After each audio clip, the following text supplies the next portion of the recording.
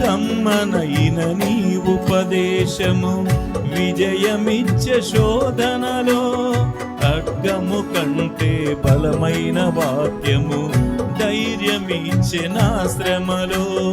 కరవు సీమలో సిరులొలికించెను నీ వాక్య ప్రవాహమే, గగనము చీల్చి మోపైన దీవెన వర్షము కురిపించితివి.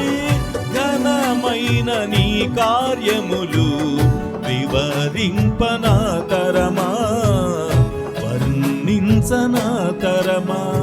ప్రేమే శాశ్వతమైన పరిశుద్ధమైన పొదరిల్లు, మనసే మందిరమాయే నా మదిలో దీపము నీవే. నిన్నాశ్రయించిన వారిని ఉదయ